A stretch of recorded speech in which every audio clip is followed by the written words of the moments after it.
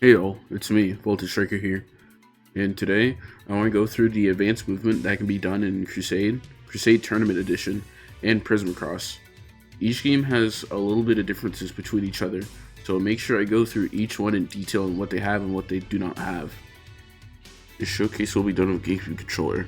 If you want to know how to set that up, then I'll leave a link to a video in the description with the appropriate timestamps. Oh, and to make sure this video isn't too confusing, I'll be putting which game is what at the top left corner. These games have differences visually, but for first time viewers it may get confusing, so I'll put these here to make sure you all know which game I'm talking about. With that being said, let's begin.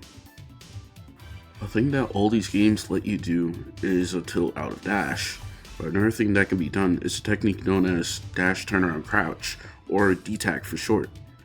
For TE and Prism Cross, by doing your initial dash and immediately going to the opposite bottom corner of your control stick, your character will immediately crouch. If you don't crouch in the opposite direction, then you likely entered in the character's run animation, where this cannot be done. To do it in vanilla, you must start up your initial dash, set the stick to neutral, and immediately go to the opposite bottom corner of your control stick. This technique is useful for spacing and is highly encouraged throughout the roster, as it gives them access to some of their best poking tools. Next, let's talk about these games' air dodges. Between Vanilla and TE, the air dodges act identical with each other, while Prism Cross has some noticeable differences I'll get to. The main similarities that all games share is that you can angle your air dodge in any direction and you're still actionable after you do said air dodge. Think of Rivals of Aether air dodge, but it goes farther and you don't have as many invincibility frames. In all games, you can do a wave dash. Much like in Rivals, holding left or right while pressing jump and shield will give you max distance wave dash no matter what. Side note, in Prism Cross it's very important that you release a shield button early when you're wave dashing. If you keep hold of your shield button, all your friction will be a hold due to shielding.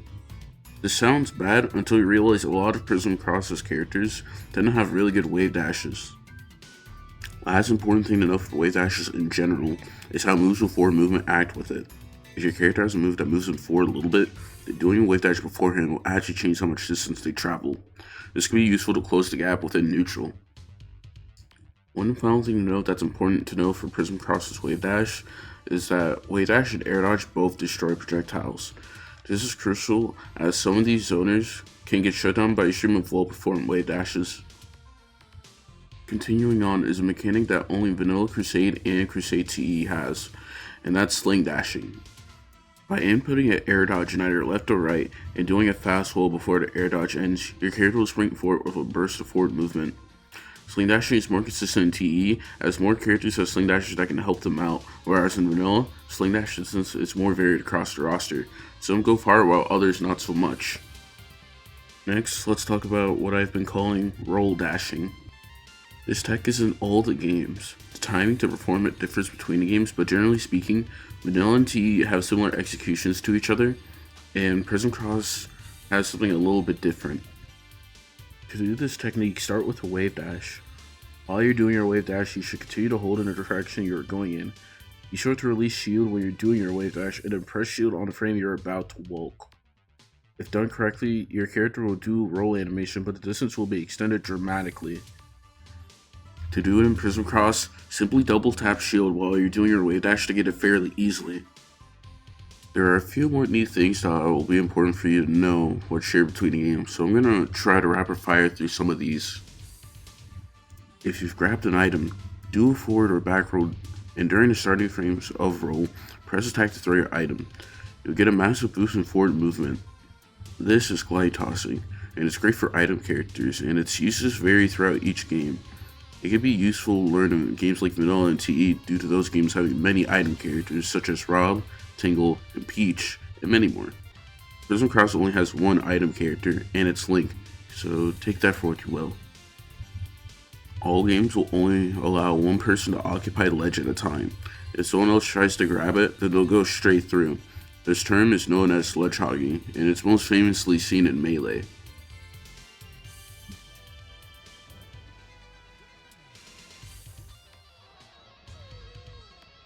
If a character that has a float does an aerial, and before the aerial ends they land on the ground, they won't have any endling and will be completely actionable.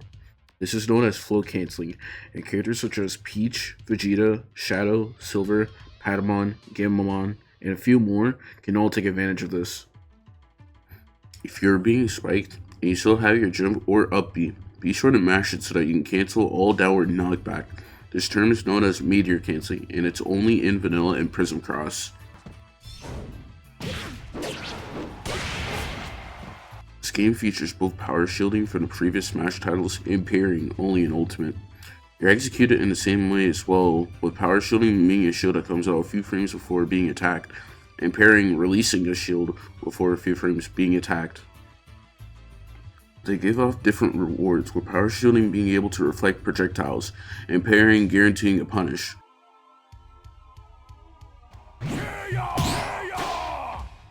The window is different for the games, but Vanilla and Prism Cross have a more lenient window for both, while TE has a more stricter window. If a character has a floaty double jump in the style of Ness, then you'll be able to cancel the rest of your vertical momentum with an attack. This is double jump canceling, and characters like the before mentioned Ness, Yoshi, and Mewtwo can all do this. The last mechanic I wish to go through is exclusive to Prism Cross, and it's Super Jumps. Super Jumps give characters increased jump height, making chasing characters in the air easier to deal with. You simply hold down and jump to execute it. If you're doing wave dashes, be careful of not doing super jumps, as the increased jump height can mess up your timing.